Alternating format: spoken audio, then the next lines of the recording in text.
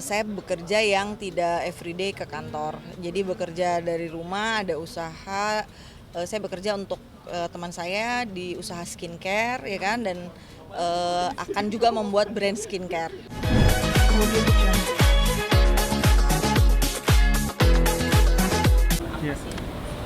Hari ini tuh apa? Iya, jadi kedatangan kami hari ini itu memenuhi panggilan dari penyidik.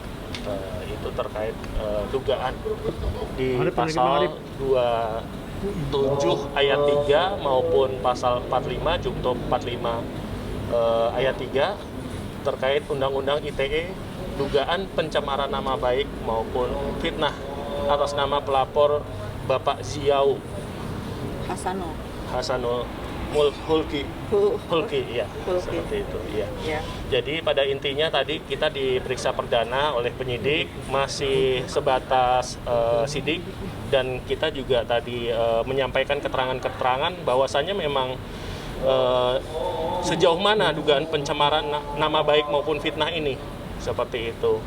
Karena di sini juga kita sampaikan klien kami Bu Amalia ini kebenaran yang ada, dan itu adalah suatu fakta notoir yang diketahui dari pelapor sendiri maupun orang umum, seperti itu. Jadi tidak ada suatu pencemaran nama baik atau fitnah. Artinya ya apa yang kami sampaikan itu sesuai dengan kenyataan atau fakta-fakta yang ada di lapangan, seperti itu. Ada tambahan? Mbak Mel, Ya, kalau saya sebenarnya gini, seperti apa sih? jadi itu tuh terkait postingan saya di Instagram pada saat saya memposting hasil tes DNA. Kan hasil tes DNA itu berarti membuktikan suatu kebenaran bahwa memang Anjani dan Jen Abel itu memiliki satu ayah biologis yang sama. Itu adalah suatu fakta yang tidak bisa kita pungkiri kan. Nah, selama ini saya di media selalu melihat dan mendengar saudara Ziau, yaitu lawyernya saudara Bambang Pamungkas itu, dia selalu menyampaikan bahwa saya ngaku-ngaku, ya kan, saya ini itu adalah anak-anaknya bukan anak-anaknya Bambang Pamungkas, kemudian saya macam-macam lah yang sebenarnya itu mencoreng nama saya, tapi saya tidak melaporkan dia karena saya berpikir sudahlah, mungkin itu memang pekerjaannya. Maka dari itu saya posting dengan caption yang isinya itu mengingatkan beliau, ya kan, sebagai tapi tidak menyebutkan nama ya? Oh, menyebutkan, saya memang menandai beliau dengan men-tag beliau dan dengan niat mengingatkan bahwa kita awalnya sebagai sesama muslim dulu ya, bahwa sudahi kebohongannya gitu. Yaudah gitu, sudahi kebohongannya, ayo kita berdamai. Sebenarnya intinya itu. Saya ngajak beliau untuk takut kepada Tuhan, ya kan? Saya ngajak beliau juga untuk jangan diteruskan lagi bohongnya, karena kan fakta sudah ada tes DNA ini. Kenapa dia selalu berbicara hal yang sebaliknya? Kemudian apalagi pada saat mediasi di Pengadilan Agama Jakarta Selatan, saya kan bertemu dengan saudara Ziau itu. Di situ kan ada pembicaraan antara saya yang tertutup ya, ditutup dari media, bahwa dia tuh sebenarnya mengetahui kalau saya tuh pernah menikah secara agama dengan saudara Bambang Pamungkas dan ada anak.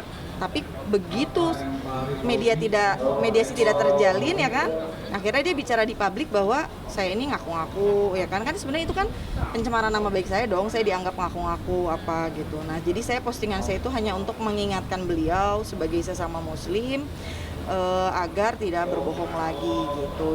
Tidak ada niat, maksud maupun tujuan kita juga mencemarkan nama baik dari Pak Ziau ini. Apalagi kalau fitnah sih jelas bukan ya, karena kan fakta. Karena fakta yang ada di lapangan, dan itu merupakan fakta notoir. Artinya semua orang umum tahu dan Pak Ziau itu juga tahu. Ya. Seperti itu. Kaget nggak sih Bunda tahu-tahu dilaporkan di sini dan laporan ya, itu setelah kaget kamu biasa melaporkan? Sebenarnya yang saya kagetnya karena ini laporan tuh sudah ada sejak 15 September 2021. Jadi sebenarnya ini mendekati pada saat putusan Pengadilan Agama Jakarta Selatan ya. Jadi saya pada saat membuat laporan di Polda tentang Bambang Pamungkas itu saya belum tahu ada ini. Itu aja sih, hanya jadi udah lebih dulu melaporkan. Itu aja. Tadi ada berapa pertanyaan Mbak kalau boleh tahu? Berapa? Ada sekitar 10 sampai 13 pertanyaan tadi. Kurang lebih ya. Lebih seputar postingan di Instagram itu sendiri. Sama tujuan ya. sama ya tujuan memposting itu tujuan apa. memposting, niatnya apa memposting seperti itu. Dan kita sudah klarifikasi, artinya sekarang masih dalam batas sidik oleh penyidik di Polresta Kota Depok ini. Bun, capek nggak sih, Bun? Enggak lah, Kayak begini. masa nggak capek? Enggak sih, kan maksudnya gini, dijalanin aja. Kan tujuan utama saya memang untuk memperjuangkan hak anak-anak saya.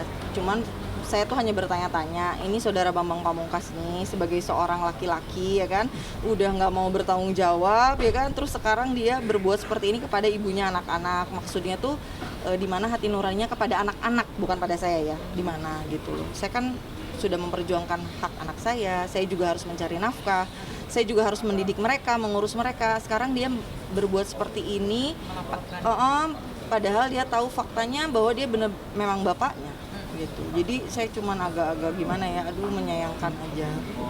Ada ini nggak sih kayak semacam ini kan memposting di media sosial, ada rasa kekhawatiran lagi nggak sih, nantinya lebih berhati-hati karena mungkin Karena baik saya ya. cuma posting pada saat itu aja. Setelah itu saya nggak pernah posting lagi. Jadi itu bukan menjadi suatu kebiasaan saya sebenarnya untuk men-tag dia terus-menerus. Itu saya tag karena muncul hasil tes DNA. Jadi kan itu suatu fakta yang saya tuh ingin ngingetin dia bahwa ya mohon maaf, saya kan muslim, dia juga muslim. Saya ingatkan dia jangan bohong lagi. Ini untuk kebaikan akhirat dia. Tujuan saya itu. Mbak Mel, mengingat kemarin kabarnya Mas Vicky dipanggil tapi mangkir lagi ya dari Polda. Iya, kemarin katanya ada panggilan. Mungkin seperti apa sih komentarnya kalau selalu mangkir? Hai, gimana Pak? Jadi pada intinya ya sesuai dengan panggilan penyidik, seharusnya sebagai warga negara yang baik tentunya kita harus kooperatif memenuhi panggilan penyidik, tentunya seperti itu. Teman-teman rekan wartawan juga bisa menilai sendiri kan kalau mangkir dari panggilan penyidik itu seperti apa, kan seperti itu. Ya.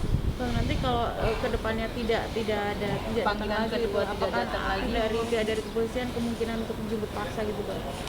Ada kalau kemungkinan sesuai dengan undang-undang ya pasti ada panggilan kedua dan panggilan ketiga dan jemput paksa, seperti itu ada semua aturannya. Ya kami harapkan juga pihak dari BP juga bisa bekerja sama dengan penyidik, artinya ya sesuai dengan panggilan penyidik ya dihadiri seperti itu.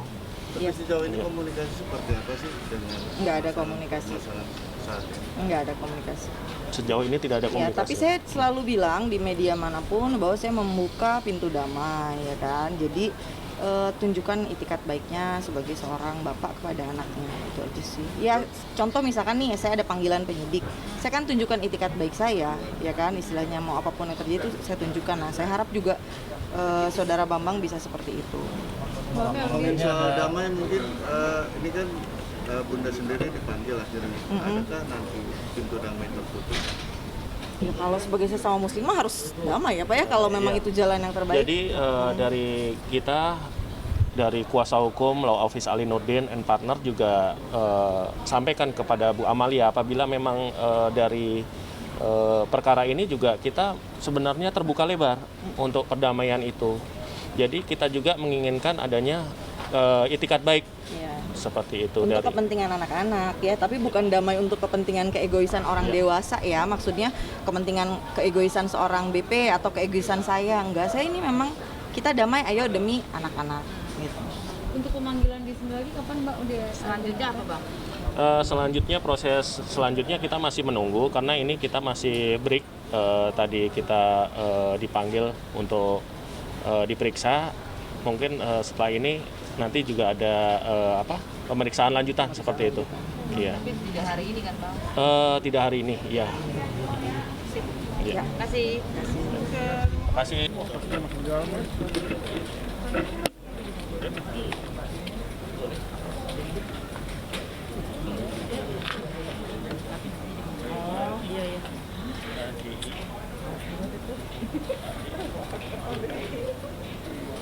Mati masuk TV.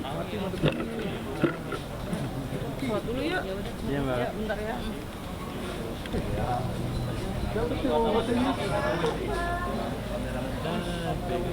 Pinky. menghadapi anak-anak sekarang itu seperti apa? Perkembangan. Terus diulang lagi pertanyaannya sama. Oh, Mbak Ati. ulang. Yaudah yuk. Aku pengen ketawa di sini.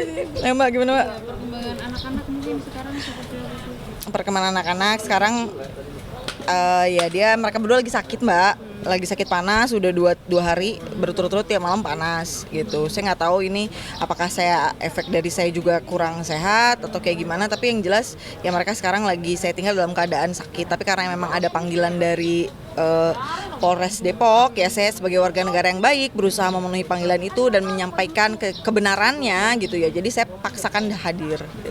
Boleh cerita sedikit nggak sih kegiatan hari ini apa sih, kegiatan kesehariannya juga gitu. Kegiatan hari ini saya memenuhi panggilan Polres Depok ya kan terkait laporan dari Saudara Ziau mengenai postingan saya di Instagram yang itu isinya itu waktu itu adalah postingan tentang hasil tes DNA. Nah, di situ saya mengajak Saudara Ziau untuk tidak berbohong lagi karena hasil tes DNA ini sudah keluar. Jadi tolong selama ini kan saya mendengar dan melihat statement-statement dari Saudara Ziau itu kan cenderung mencoreng nama baik saya. Tapi saya tidak mau melaporkan beliau, tapi saya justru ingin mengingatkan karena sesama muslim itu harus mengingatkan ya.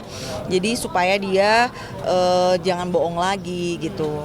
Nah saya ini memenuhi panggilannya karena Saudara Ziau melaporkan postingan tersebut ke Polres ya. Saya nggak tahu ke Polda Metro Jaya apa ke Polres kemarin dia laporannya. Gitu. Sehari-harinya sekarang sudah bekerja kah? Saya bekerja yang tidak everyday ke kantor. Jadi bekerja dari rumah, ada usaha. Saya bekerja untuk teman saya di usaha skincare ya kan, dan akan juga membuat brand skincare gitu. Artinya menghidupi anak-anak dari Mbak Amel sendiri? Iya, saya hidup dari pekerjaan saya. Iya, dari jeripaya sendiri untuk Iya, menghidupi anak-anak. betul. Dari Joki sama sekali tidak ada. Enggak ada. Enggak, dia tidak memenuhi janjinya. Dulu kan pada saat bercerai dia janji akan tetap memberikan anaknya 7 juta sebulan ya. Nah, tapi dia mengingkari janjinya gitu. Sampai sekarang pun juga Enggak ada, kan sudah ada putusan banding nih, pengadilan tinggi banding bahwa dia harus menafkahi, memberi kasih sayang. Itu dia tidak ada respon terhadap putusan itu. sama sekali. Sama sekali nggak ada. Nah, kalau untuk dari Jan Abel sendiri apakah sering cerita Jan Abel? Kalau Jan Abel udah putus juga kan, Jan Abel sekarang saya yang biayai. Artinya membiayai berapa? 6 anak. Wow. Boleh tahu nggak Mbak, ada ini nggak sih maksudnya untuk pekerjaan tadi kan dibilang ada Iya. Ada usaha. Usaha, Gitu. Selain itu Belum ada Mbak, karena memang aku cari pekerjaan yang tidak membuat aku menelantarkan anak-anakku Mbak, gitu. Jadi aku pengen tetap interaksi, apalagi dalam kondisi mungkin mental mereka nggak bagus kan. Kalau aku sibuk juga ya kan, aku takut lah, kasihan mereka. Jadi aku cari pekerjaan yang aku bisa di rumah tapi sesekali keluar gitu. ada sikap aneh gitu nggak sih BP ya? Kayaknya masa bodoh banget. Ya saya memang bertanya-tanya sih, dulu dia sayang banget sama Anjani itu ya, karena kalau baby boy kan waktu itu belum lahir ya. Dia sayang banget sama Anjani, dia baik dan perhatian, dan dia janji akan tetap baik walaupun sudah berpisah dengan saya. Jadi ketika sekarang dia berubah 180 derajat ya saya bertanya-tanya kenapa. Apakah pertanyaan saya itu apakah ini karakter aslinya dia yang saya nggak tahu selama menikah dengan dia, atau memang ada faktor lain yang membuat dia tidak bisa berbuat baik sama anak-anaknya. Itu ke Abel pun juga seperti itu? Iya, ke Abel juga seperti itu. Udah nggak ada komunikasi, nggak ada pembiayaan, nggak ada nafkah. Walaupun kan mungkin banyak yang bilang Abel kan sudah dewasa, nafkah kan bukan cuma uang. Jadi kita harus tetap ngasih kasih sayang kan sama anak, itu istilahnya. Kalaupun misalkan usia Abel udah bisa cari duit sendiri, ya walaupun pada dasarnya Abel belum cari uang sendiri kan. Ada pesan nggak sih buat BP mungkin lebih naluri bapaknya? Ya saya nggak pesen sih, saya cuma bisa doain karena yang bisa mengetuk hatinya dia itu cuma Allah, ya kan. Jadi semoga hatinya terketuk, dibukakan pintu hidayah oleh Allah, bahwa berbuat baik itu nggak usah jauh-jauh sama anak, sama istilahnya ya pemulung sampah ya kan, sama anak yatim yang kita nggak kenal itu kita harus baik, apalagi anak-anak sendiri. Semoga Allah bukakan pintu hidayah untuk Mas Bambang, dia kembali baik sama anak-anaknya gitu. Ya sewajarnya aja lah. Gitu.